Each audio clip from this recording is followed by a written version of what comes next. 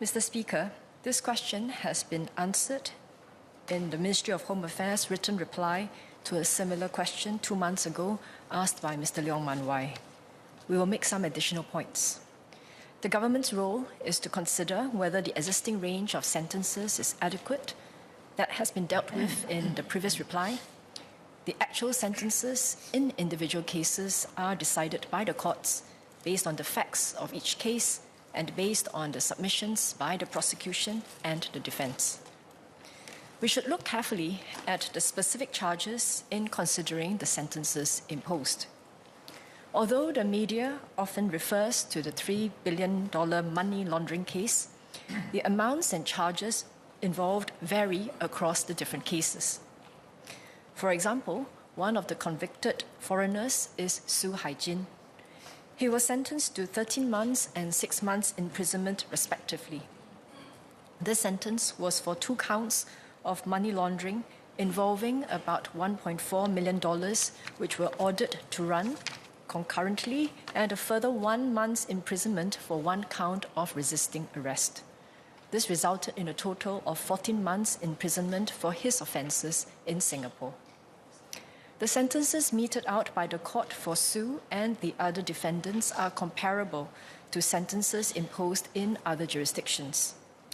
The penalties provided for Su's specific offence in law, the penalties provided for Su's specific offences in law are a fine not exceeding $150,000 or imprisonment for a term not exceeding 3 years or both. Additionally, $165 million, or about 95% of the assets linked to Su and his wife, were forfeited to the state. This voluntary forfeiture went beyond the amounts for which charges had been brought against Su.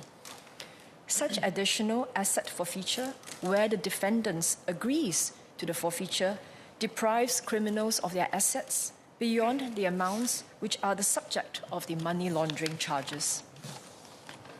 Thank you. Thank you, Mr. Speaker. Just a question for the MOS. Lately, over the last 2 years in particular, there has been a term that is floating in the media lexicon, which is referred to as Singapore washing. Can I confirm whether the Interministerial Committee will also be looking at the various permutation and aspects of some of the claims made by individuals and media organizations worldwide about how Singapore is potentially used as a conduit for such money laundering? Thank you.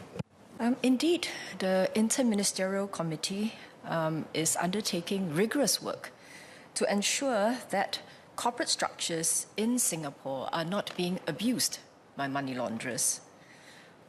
Secondly, we are also working closely with our financial institutions to make sure that they enhance their controls, they do their due diligence on their customers' backgrounds to be able to identify the sources of their funds.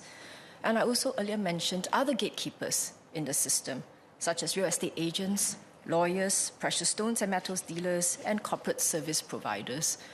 All these actions would help us better guard against potential money launderers trying to launder their monies through Singapore's ecosystem. Thank you.